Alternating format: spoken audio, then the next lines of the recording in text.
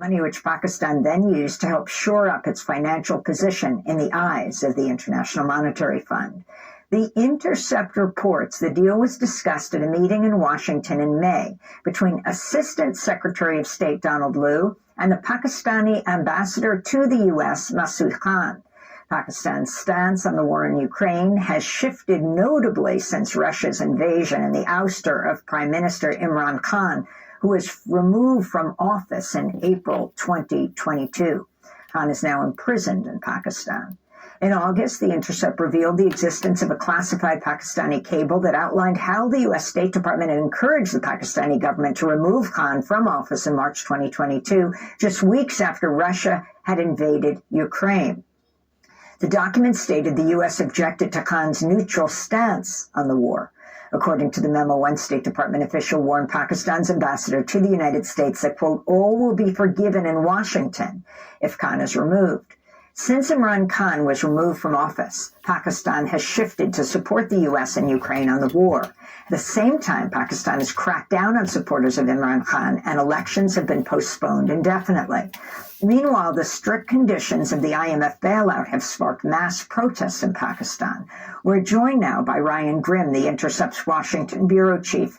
His latest piece, co-written with Murtaza Hussain, is headlined, U.S. help Pakistan get IMF bailout with secret arms deal for Ukraine, leaked documents show. So elaborate on this, Ryan Grimm. Talk about the significance of the arms deal and Pakistan's changing position on the Ukraine war. In fact, it happened to be that Imran Khan was visiting with Russia President Putin the day Russia invaded Ukraine. Right, on top of Khan's neutrality, because Imran Khan had tried to play a balancing role between the United States, Russia, and China generally. On top of that, he happened coincidentally to be in Russia on the day of the invasion for a long-planned bilateral agreement, and that absolutely infuriated Washington. Several weeks later is when you had that critical meeting where Assistant Secretary Don Lu conveyed Washington's impression, which was that if Khan stays in power, Pakistan will be isolated from the EU and from the United States. But if Khan is pushed out of power, then all will be forgiven, because as Lou put it, Washington understood that Imran Khan's policy was his own policy and not the policy of Pakistan. In other words, that if somebody new were put in place, the hope was that Pakistan would then become a key ally again of the United States in its geopolitical struggle generally, but very specifically with Ukraine and Russia. What's key to understand is that the United States doesn't actually have much of an industrial base when it comes to producing the ammunition, munitions, artillery shells, the kind of low-grade weapons that you need for the kind of grinding war that's going on between Ukraine and Russia. If you want, $100 million F-35 that they're going to lose when it crashes, then the United States is able to produce those, because entire lobbying infrastructures and executive suites and entire, cities outside of Washington, gleaming cities and skyscrapers can be built up around those. But just producing artillery shells, that's something that the U.S. has kind of outsourced to countries like Pakistan in the past. And so Ukraine was very quickly running low. So what our reporting found is that by August of 2022, so just a few months after Khan was ousted, according to the documents that we reviewed, Pakistan was producing significant amounts of artillery that were being paid for by the United States, shipped to Ukraine and in taking part in the war over there. As the economy continued to collapse, Pakistan needed an emergency IMF loan, and the United States agreed to confidentially tell the IMF about the weapons program and about the money that Pakistan was getting from the weapons program to kind of bridge the financing gap that was necessary. Otherwise, there would have been a complete economic meltdown in Pakistan.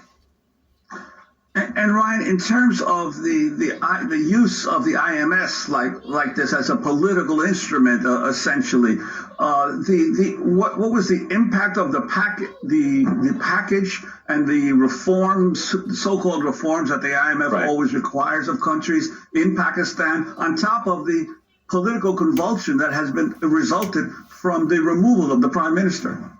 Right. As you know, these reforms always come at a price to regular people in the country, these kinds of structural adjustments that are insisted on by the IMF. And because of that, the IMF always insists that it negotiate with an elected government that has a mandate from the people. Now, mandate can be broadly defined because often it's very directly going in the face of what the will of the people of that particular country is. But at least they want an elected government in place that they can kind of pin these reforms on.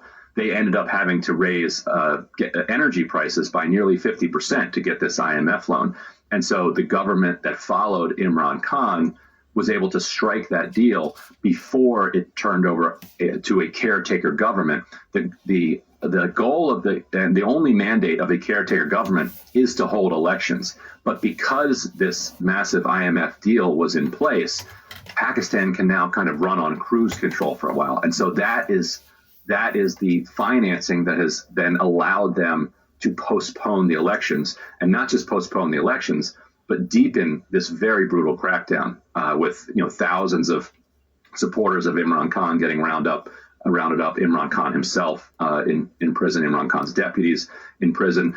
This dystopian censorship where Pakistani media outlets are told that they're not even by the military, that they're not even allowed to mention Imran Khan, which creates these bizarre situations where if he's in a photograph, they'll put kind of like a chyron or some image over him to not run afoul of this bizarre blanket censorship regime that's underway. And so that has all been enabled by this IMF loan, which enabled then the postponing of the elections. And since Khan was removed from power, what has been Pakistan's position on the war in Ukraine? Interestingly, the Foreign Office yesterday, in response to our story, flat out denied that they're providing any weapons for the war in Ukraine. Nobody believes that. We're not the first to kind of report on this. We're the first to confirm it with documents. But there's been plenty of video and photographic evidence of munitions made in Pakistan that are being used in the Ukraine war. So publicly, they're still proclaiming some sort of neutrality, but you have had comments from the military leadership that have been hostile towards Russian invasion and have kind of satisfied the United States requirement. And the fact that they're operating this multi-$100 million, it's over $1 billion by now because our data stopped last summer. The production of the munitions for the war effort makes it clear that after Khan was removed, Pakistan became a reliable ally of the United States in this war. Before we move on to the showdown on Capitol Hill around the government shutdown, I wanted to ask you about the person you interviewed, Arif Rafiq, Ryan, who said Pakistani democracy may ultimately be a casualty of Ukraine's counteroffensive. So why would the U.S. and its allies go to such lengths for Pakistan's allegiance to on Ukraine? Yeah, as you've covered on this show for so long, when the United States has a primary foreign policy objective, in particular when it's a war, everything else falls away. And that's what you're seeing in Pakistan now. And for Pakistanis, the irony is clearly not lost that the United States and is bringing together kind of the world to stand up for the defense of democracy and sovereignty in Ukraine. Meanwhile, quite deliberately and openly sacrificing democracy in a country of 230 million people in Pakistan. That democracy is being asked, to sacrifice itself for the one in Ukraine.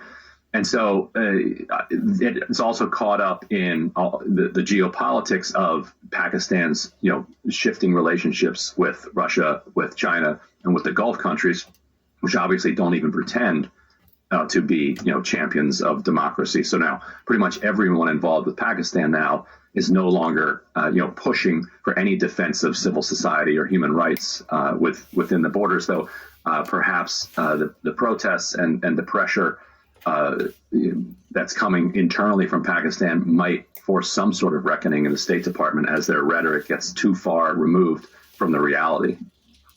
I wanted to turn now, Ryan Grimm, to Capitol Hill, to the showdown over the potential shutdown of the federal government as House Speaker Kevin McCarthy battles far-right lawmakers, not that he wasn't considered far-right before, but from within his own party. This is McCarthy speaking to reporters Monday.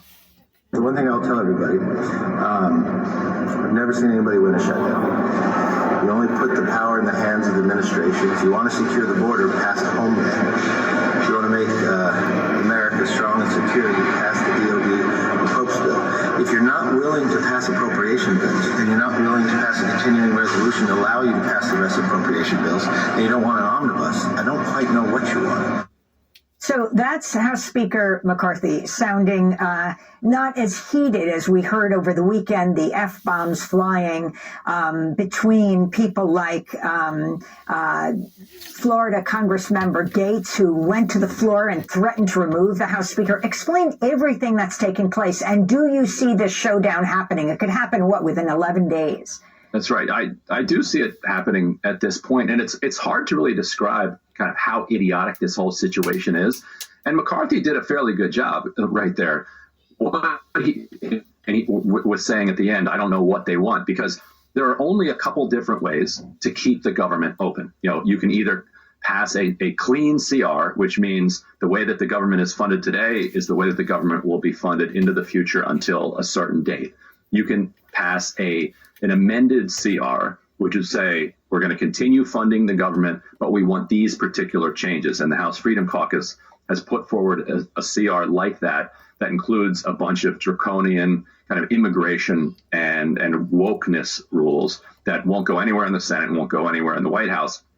But even that has opposition from within the Freedom Caucus. So they can't pass that either. Then you can pass individual appropriations bills, kind of the way that Congress was designed to operate 200 plus years ago when it was built. Every committee passes its funding bill. You pass those bills. Senate passes its bills. President signs them.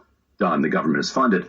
They can't even agree to do a defense bill. That's supposed to come to the floor today. It might not even pass. They can't agree, as McCarthy said, to do a Homeland Security funding bill. There are 10 other agencies and departments that would need to be funded as well. They can't do that in the next 11 days. They probably couldn't do that over the next year if you gave them that much time. So those are the three options. And the Freedom Caucus is standing in the way of all three of those options. And so notice that I haven't even mentioned Democrats at this point. So this is fully, completely in the hands of the caucus, which is unable to even get its own members to agree on something, which is then going to walk them off the cliff of a government shutdown in a way that doesn't even give them a fig leaf to cover the fact that they didn't do anything. At least with the debt ceiling crisis, if you remember, they passed some completely untenable legislation through the House. So at least they said, look, we did our part. We lifted the debt ceiling, but it came with all these things that obviously Biden's never going to sign. But at least they put it through the House of Representatives. It looks like this time they might not even be able to do that. And if McCarthy then relies on Democrats to try to keep the government open, they're saying, well, then we're going to throw McCarthy out of the speakership. Then they have the problem of who are they going to replace him with? They have no idea because they don't have a majority. They don't have 218 votes for a new speaker. So they don't like the way things are going. They have no idea what to do instead. And so we're just going to get it looks like we're just going to get a shutdown until there's enough pressure on them that they just capitulate again. And ironic. Ryan, what is these continuing battles of the last several years over government shutdowns? What does this say about the increasing contradictions in the ruling circles in the U.S. society, that they can't agree among themselves as to spending bills? I feel like, and I'm still kind of thinking through this myself, I'm curious for your guys' take. Back when Washington was really the subject of interest group competition, labor, environmentalists, major corporations, grassroots organizations like, say, the NRA, you fought over legislation and you fought over outcomes because people were jockeying for actual power.